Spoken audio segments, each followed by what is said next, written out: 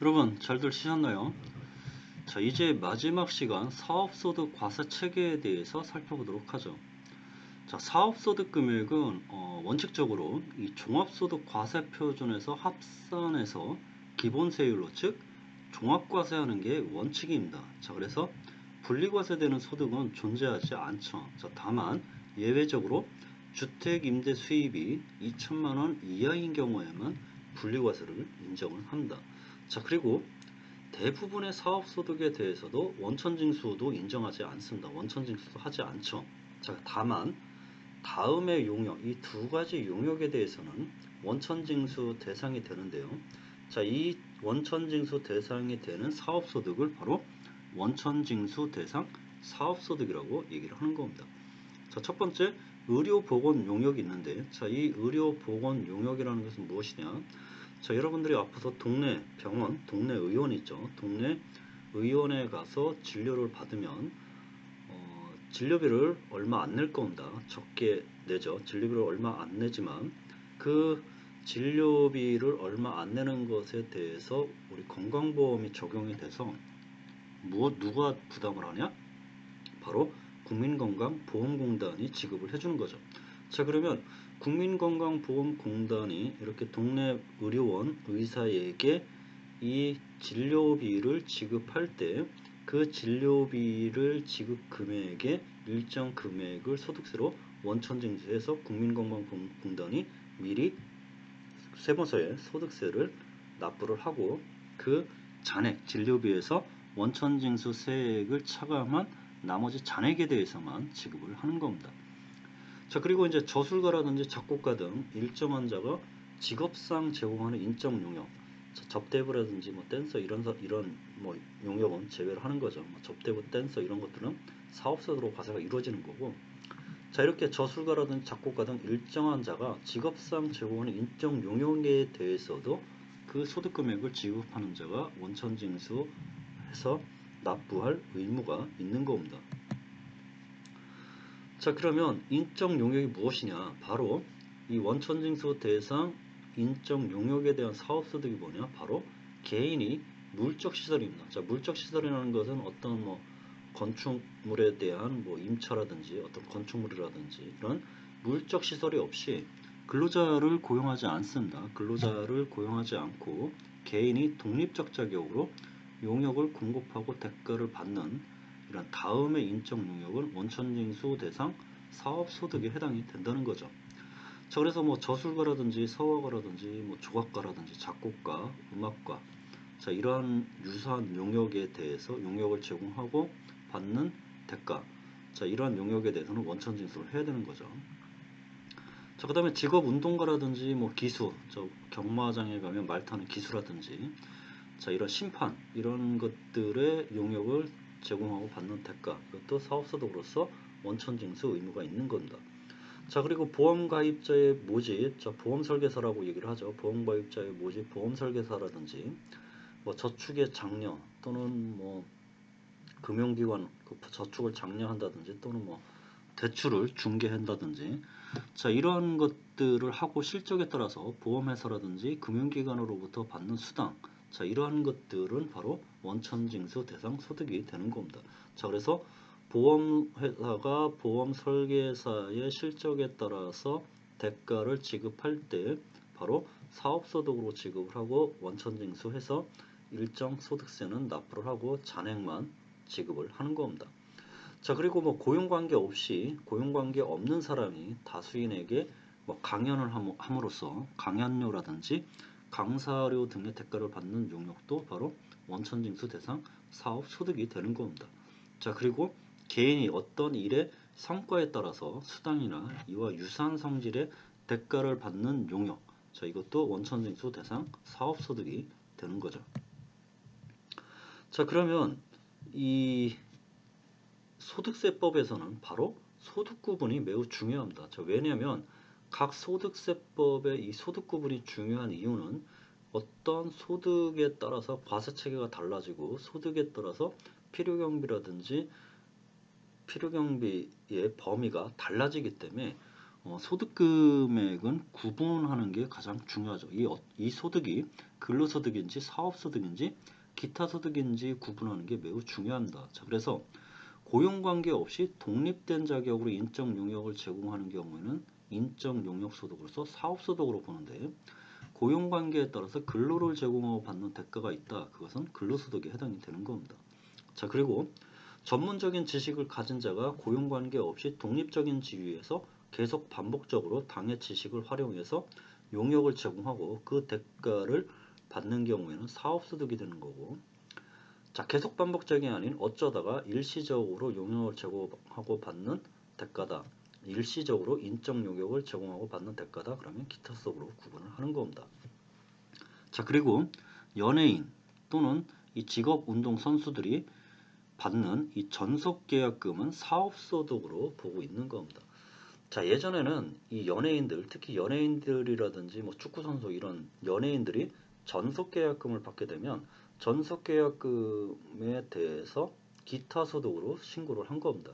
자, 기타소득으로 신고를 했는데 과세관청은 자, 이 연예인의 전속계약금은 기타소득이 아니고 사업소득으로 본 거죠. 자, 왜 그러냐면 이 전속계약금을 사업소득으로 보게 되면 경비가 얼마 없기 때문에 소득금액이 많이 산정이 되고 그러면 소득세가 많이 과세가 되겠죠. 그래서 과세관청 입장에서는 이 전속계약금을 사업소득으로 봐서 과세를 하고 싶은 욕구가 있을 거고, 자, 연예인 입장에서는 이 전속계약금은 바로 기타소득으로 신고를 했는데 왜 기타소득으로 신고를 했냐? 자, 기타소득의 범위에 전속계약금이라는 게 있고, 이 전속계약금을 기타소득으로 보게 되면 기타소득의 필요경비를 80%, 즉 전속계약금의 80%를 필요경비로 인정받을 수 있기 때문에 소득금액이 줄어들고, 소득금액이 줄어들면 소득세가 적어지겠죠. 자, 그래서 연예인이 전속계약금을 뭐 1억을 받았다.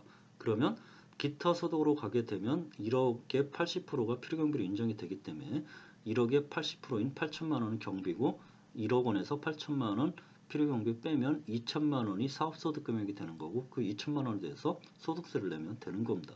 자, 그런데 사업소득으로 가게 되면 1억의 전속계약금 중에서 필요경비를 아무리 많이 집어넣어봐야 5천만 원을 넘을 수 없다는 거죠. 그러면 5천만 원에 대해서 사업소득으로 소득세를 신고를 해야 되기 때문에 결국 기타 소득에 대한 소득보다 그러니까 사업소득으로 가는 것보다 기타 소득으로 가는 게 훨씬 더 소득세가 적기 때문에 결국 연예인은 기타 소득을 주장하는 거고 과세관청은 사업소득을 주장하는 것이기 때문에 서로 상충되기 때문에 이 부분이 바로 대법원에서 판결을 해줬습니다. 자, 대법원에서 뭐라고 판결해줬냐? 계속 반복적으로 전속계약금을 받는, 자, 그런 경우에는 사업소득, 일시적으로 전속계약금을 받으면 기타소득으로 보는 겁니다. 자, 이 얘기는 무슨 얘기냐? 자, 연예인이 여러 광고회사로부터 전속계약금을 받으면 사업소득, 또는 연예인이 하나의 광고회사로부터 전속계약금을 받는다? 기타소득. 자, 대법원은 이렇게 판단을 하는 겁니다. 자, 그래서 연예인 같은 전속계약금도 연예인 누구누구는 기타소득으로 봐서 기타소득 인정, 같은 전속금이라도 연예인 누구누구는 뭐 사업소득으로 봐서 과세가 된 거죠. 자, 이 얘기는 무슨 얘기냐? 바로 광고회사, 하나의 광고회사로 전속계약금을 받았다 그러면 일시적인 것으로 봐서 기타소득, 여러 광고회사로부터 광고계약을 통해서 전속계약금을 받았다 그러면 계속 반복적인 용역으로 봐서 사업소득으로 과세가 이루어졌다는 겁니다. 자, 이러한 분쟁을 없애기 위해서 바로 소득세법을 개정을 해서 이 전속계약금은 아예 연예인 또는 축구선수들이 받는 이 전속계약금은 아예 사업소득으로 과세하는 것으로 규정하고 있기 때문에 현재는 다 사업소득으로 과세를 하고 있습니다.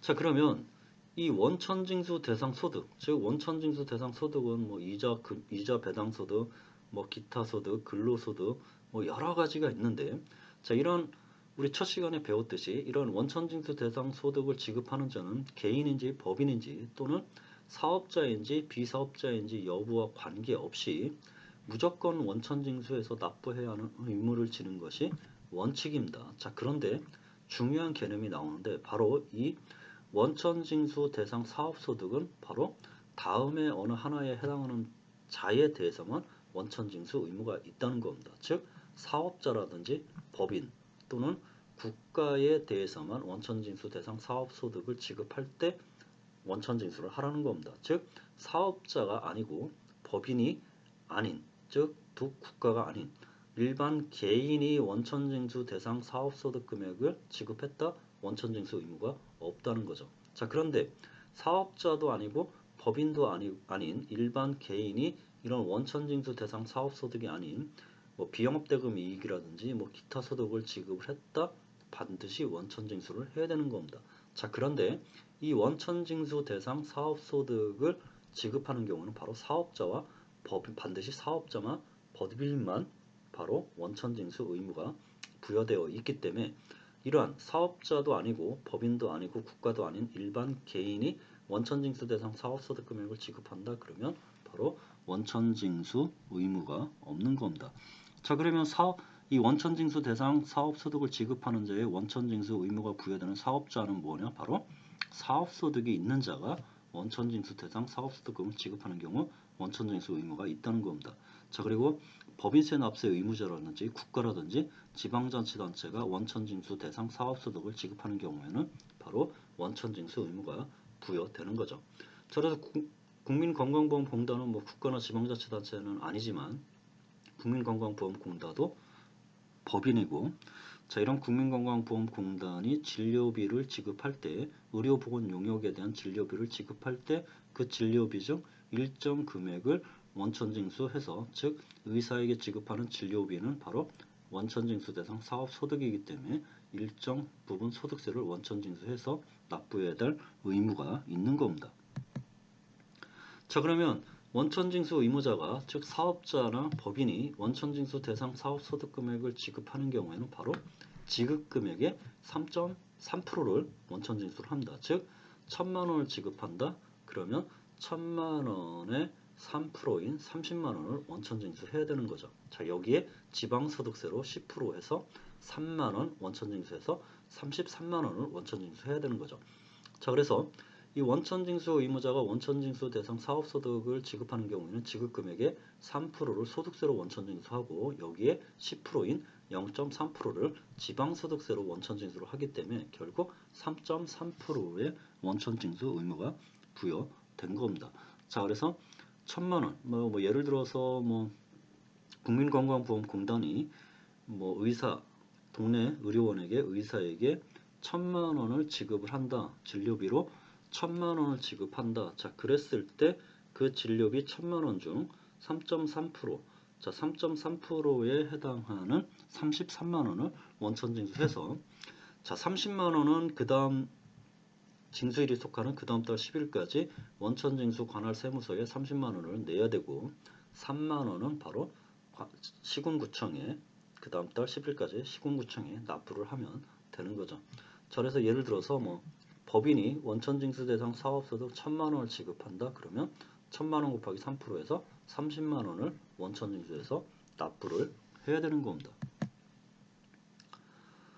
자, 그 다음에 이제 이 원천징수 대상 사업소득, 이 사업소득 중에 이 보험 모집이라든지 방문 판매업이라든지 음료 배달 판매업을 영위하는 이 중 하나의 사업을 영위하는 영위하는 사업자로서 간편장부 대상자, 즉 직전 사업년도의 수익 금액이 7,500만 원 이하이든지 또는 신규로 사업한 이 간편장부 대상자에게 해당 사업소득을 지급하는 원천징수 의무자, 즉 보험 모집인이다 그러면 보험 모집인의 실적에 따라서 보험회사가 실적수당을 지급할 때 이 보험 모집인이 간편장부 대상자에 해당이 된다. 자, 그러면 그 원천징수 의무자 보험회사는 해당 과세기간의 사업소득 금액에 대해서 연말정산을 해야 되는 겁니다.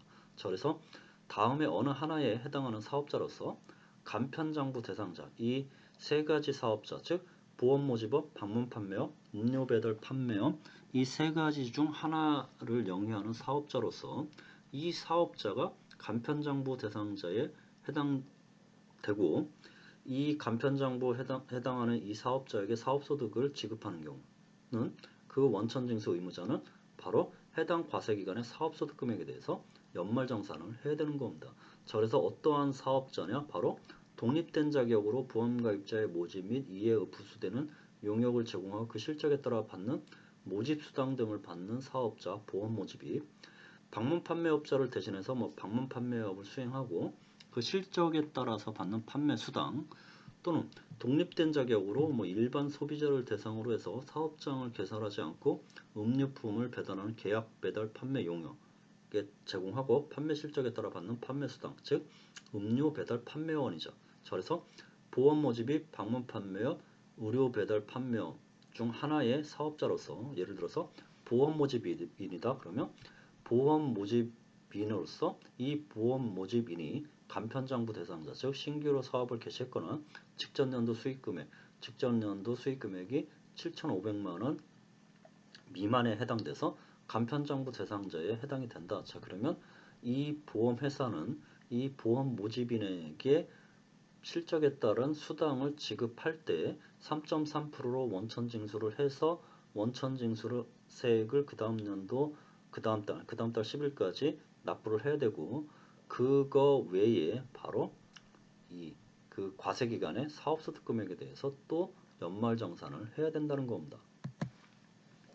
자, 그러면 이 연말정산을 어떻게 하느냐? 바로 해당 과세기간의 다음 연도 즉 2020년이다 그러면 2021년부터 2021년 12월 31일까지의 보험수당에 대한 사업소득 이 소득에 대해서 연말정산을 해야 되는데 언제 연말정산을 하냐? 바로 그 다음 연도 즉 2021년 2월분 사업소득을 지급하는 때에 연말정산을 하는 겁니다. 자, 다만 다음 연도 즉 2000년도 보험 모집 수당에 대해서 원천징수 보험회사가 그러니까 연말정산을 해야 되는데 다음 연도 2월분 수당이 없어서 지급할 금액이 없다. 그래서 2월 말까지 지급하지 않거나 또는 2월분에 그 다음 연도 2021년도 2월분에 사업소득이 없는 경우에는 그 2월 말에 2021년도 2월 말에 연말정산을 해야 된다는 겁니다. 자, 그러면 이 보험 모집인 방문 판매업 자 이러한 자들에 대한 연말정산은 바로 근로소득 연말정산과 마찬가지로 연말정산을 통한 이 사업소득세에서 바로 3.3% 원천징수 세액을 차감해서 확정된 소득세보다 3%로 원천징수된 세액이 크면 마이너스가 나와서 환급이 되는 거고 확정된 사업소득세에서 기납부한 3% 원천징수 세액이 더 작으면 플러스가 나와서 추가적으로 납부해야 되는 즉 추가적인 원천징수를 통해서 납부를 하는 겁니다. 그래서 연말정산 사업소득세는 바로 과세표준에 세율을 곱해서 산정을 하고 과세표준은 바로 사업소득금액에서 종합소득공제 그 밖의 소득공제를 차감을 하는 겁니다.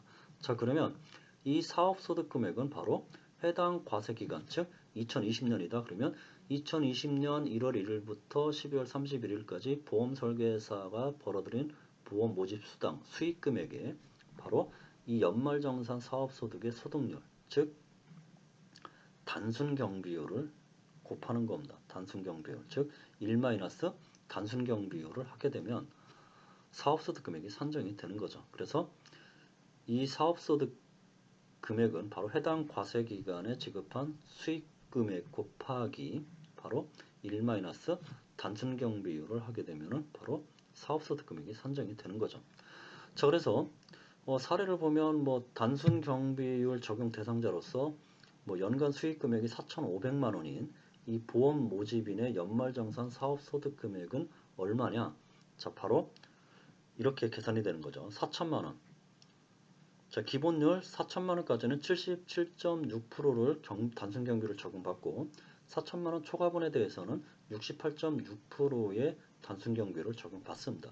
자, 그래서 4천만 원은 4천만 원에서 빼기 4천만 원 곱하기 단순경비율 77.6% 한 것을 빼고 자, 초과되는 500만 원은 500만 원 빼기 500만 원 곱하기 단순경비율 66% 곱한 걸 빼서 양쪽을 더하면 바로 1,053만 원이 사업소득 금액이 되는 겁니다. 연말정산 사업소득 금액이 되는 거죠. 자, 그러면 이제 마지막으로 주택임대업, 즉 분리과세되는 주택임대업에 대해서 살펴보도록 하죠. 자, 부동산 임대업에서 발생한 소득도 사업소득에 해당이 됩니다. 자, 그래서 주택을 두 채 이상, 두 개 이상 임대하는 경우에도 부동산 임대소득으로 봐서 소득세가 과세가 되는데, 자, 바로 2019년부터 과세가 이루어졌죠. 그래서 2019년 1월 1일 이후에 발생하는 주택임대 수입이 임대료 합계가 2천만 원 이하에 해당된다. 그러면 14%로 분리과세를 하는 겁니다. 즉 14%로 분리과세를 하기 때문에, 자, 2천만 원 이하의 주택임대 수익 금액이 있다. 그러면 다른 소득 금액이 있다고 하더라도 다른 소득 금액과 합산해서 과세하지 않고 14%로 분리과세 할 수 있다는 거죠. 자, 그동안 그 2019년 이전에는 2천만 원 이하의 주택 임대 수입에 대해서도 소득세를 과세하지 않았는데, 이제 바로 본격적으로 2019년 1월 1일 이후에 발생되는 2주택 이상의 주택 임대 수입, 즉 주택에 대한 임대료가 2천만 원 이하인 경우에는 14%로 분리과세를 하는 거죠. 자, 그런데 종합소득에서 포함해서 계산하는 세금이 더 적게 나온다. 자, 그러면 종합소득과세로 선택해서 적용할 수도 있다는 겁니다. 자, 그래서 주택임대 수익금액 2천만 원 이하인 경우 14%로 분리과세 할 수 있는데, 종합소득에 포함해서 종합소득세로 신고하는 게 더 세금이 적게 나온다. 그러면 종합소득세로 선택해서 종합소득세로 신고 납부할 수도 있다는 겁니다. 자, 그래서 주택임대 수익 금액이 2천만 원을 기준으로 해서 2천만 원 이하는 분리과세를 적용받을 수 있고, 만약에 이제 2천만 원이 초과됐다. 자, 두 개의 주택을 임대를 하는데 총 주택 임대 수익 금액, 즉 임대료를 받은 수익 금액 합계가 2천만 원을 초과하게 되면 다른 소득 금액, 즉 근로소득이나 금융소득이나 또는 기타 소득이나 이런 다른 소득 금액과 합산해서 바로 종합소득세로 과세되는 종합과세가 되는 겁니다. 그래서 다른 소득 금액은 없는 경우로서 주택 임대 수익 금액, 임대료 또는 간주 임대료가 있는데, 간주 임대료라는 것은 일정 보증금만 받는 경우, 그 보증금에 대해서 3개의 주택 이상인 경우 보증금 합계에 대해서 일정 이자율을 곱해서 임대료를 산정한 그것을 간주 임대료라고 얘기를 하는 겁니다. 이 주택 임대 수익 금액이 2천만 원 이하인 경우로서 종합소득세가 분리과세되는데, 계산 구조는 다음과 같다는 거죠. 자, 이 등록임대주택과 미등록임대주택으로 구분을 합니다. 자, 그래서 등록임대주택은 임대료와 간주임대료는 바로 임대보증금의 이자율을 곱해서 임대료로 간주한 이 간주임대료 합산한 게 수익금액이 되는 거고, 이 수익금액의 등록임대주택은 60%를 필요경비로 빼주고 400만 원을 빼주면 결국 소득금액이 산정이 되는 거죠. 소득금액은 결국 수익금액과 필요경비 수익금액의 60%와 공제금액 400만 원을 빼주면 소득금액이 되는 거고, 이 소득금액이 과세표준이 돼서 이 과세표준의 14%를 곱하면 산출세액이 되고, 여기에 세액감면을 해주면 바로 소득세가 되는 겁니다. 자, 세액감면은 등록임대주택이기 때문에 단기 4년 등록임대주택은 산출세액의 30%, 8년 장기 등록임대주택은 75%의 세액감면을 해주는 거죠. 산출세액의 75% 세액감면을 해주기 때문에, 자, 이러한 산출세액에서 세액감면을 차감하면 바로 소득세가 산정이 되는 겁니다. 자, 등록임대주택이 무엇인지에 대해서는 조금 이따 살펴보도록 하죠. 자, 등록되지 않은 미등록임대주택은 바로 이 임대료와 간주 임대료가 수익금액이 되는 거고, 이 수익금액에서 50%가 필요경비가 되는 거고, 공제금액 200만 원을 빼줍니다. 자, 그래서 임대료 플러스 간주 임대료 이 수익금액에서 수익금액 50%가 필요경비가 되는 거고, 여기에 200만 원을 공제하면 바로 소득금액이 산정이 되는 거고, 이러한 소득금액에 바로 14%를 곱하게 되면 바로 산출세액이 산정이 되고, 이 산출세액이 바로 소득세가 되는 겁니다. 자, 그러면 등록임대주택이라는 것은 무엇이냐? 바로 다음 이 세 가지 요건을 모두 충족한 경우를 말합니다. 자, 그래서 민간임대주택법 제5조에 따라 임대사업자 등록 한자가 장기임대주택은 8년, 단기임대주택은 4년입니다. 즉 시군구청 주택과의 주택임대사업자로 등록을 해야 되고, 자, 두 번째로 우리 소득세법에 따라서 주택임대는 면세사업자이기 때문에 부가세가 아닌 소득세법에 따라서 세무서에 사업자 등록을 해야 되는 거죠. 자, 그래서 등록 임대주택이라는 것은 반드시 이 두 가지 요건, 시군구청에 주택임대사업자 등록을 하고, 그 다음에 세무서에 사업자 등록을 하고, 마지막으로 임대보증금 및 임대료의 증가율이 5%를 초과하지 않아야 된다는 겁니다. 자, 그러면 계산 사례를 보면 예를 들어서 뭐 주택임대소득에 대한 분리과세 소득세 계산 사례를 보면 주택임대 수익금액이 1,500만 원이다. 그러면 수익금액 1,500만 원이고 등록임대주택 같은 경우는 필요경비 60% 적용하니까 1,500만 원 60% 곱하면 900만 원이 되는 거고 공제금액 400만 원 빼면 소득금액은 200만 원이 되고 여기에 과세표준은 200만 원이 되고 이 과세표준에 14%를 곱하면 28만 원이 되는 거죠. 산출세액이 28만 원인데 이 산출세액 28만 원에서 등록임대주택이기 때문에 등록임대주택은 세액 감면을 받을 수 있는데 공제받지 않는 것이 더 훨씬 유리합니다. 이 공제받지 않는 것이 왜 유리한지에 대해서는 조금 이따 설명을 드리도록 하죠.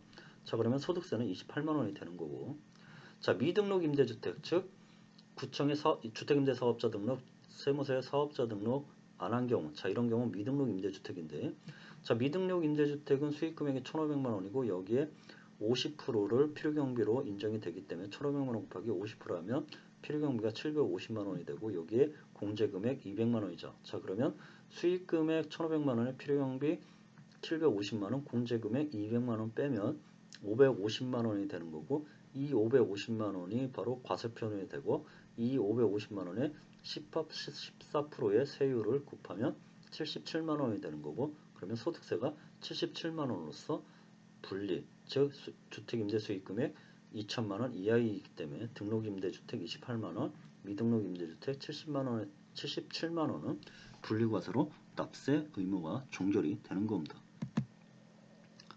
자, 그러면 이렇게 단기 임대주택 및 장기 임대주택으로 등록한 경우에는 추후에 임대주택, 이런 임대주택을 매각을 하게 되면 이 매각에 따라서 발생되는 양도차익에 대해서는 양도소득세를 부담을 해야 되는 겁니다. 자, 그러면 이러한 양도소득세까지 감안을 한다면 세액 감면을 받지 않는 것이 훨씬 유리하다는 거죠. 왜냐면 자, 만약 위의 사례에서 이 임대주택이 3억 원에 취득을 했고 이중 건물분에 대한 가격이 2억 원이고 내용연수가 예를 들어서 2년이다. 자, 그러면 감가상각비, 아까 필요경비 때 얘기했던 이 감가상각비는 바로 2억 원 나누기 20년 하면 매년 감가상각비로 1,000만 원을 공제받을 수가 있습니다. 자, 그런데 이 감가상각비는 필요경비로 인정을 사업소득 계산할 때 필요경비로 인정을 받기 때문에 양도소득세 계산할 때 취득가액에서 빼줍니다.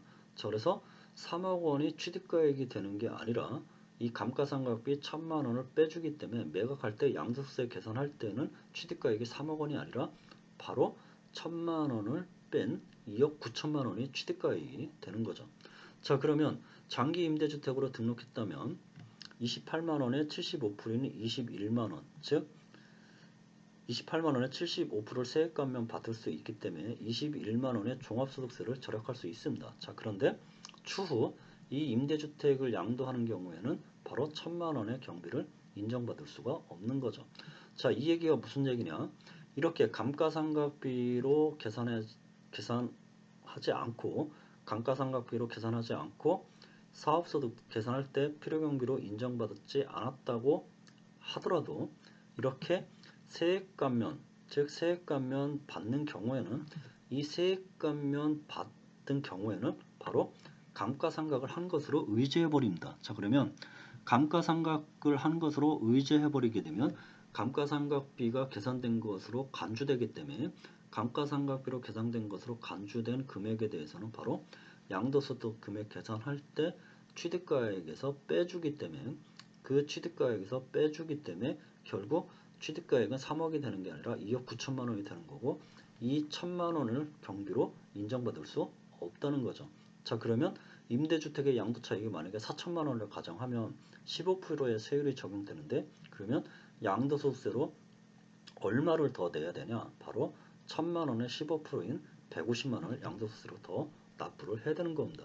자, 그렇기 때문에 결론적으로 주택임대사업자로 등록하고 사업자로 등록을 해서 이 임대료, 임대보증금 중과율 5%를 충족을 해서 이 등록 임대주택이 되었다고 하더라도 이 임대소득금액에 대한 소득세 신고 납부 시에는 바로 이 임대주택을 매각할 때 발생되는 양도 차익에 대한 양도소득세를 감안해서 세액 감면을 받지 않는 것이 훨씬 더 유리하다는 겁니다. 자, 이 부분은 실무적으로도 매우 중요한 부분이기 때문에 여러분들 알아두시면 나중에 도움이 될 겁니다. 자, 이번 시간에는 그래서 여기까지 해서 마치도록 하겠습니다. 자, 여러분 이번 주 학습 듣느라 고생 많았고 여기서 마치도록 하겠습니다.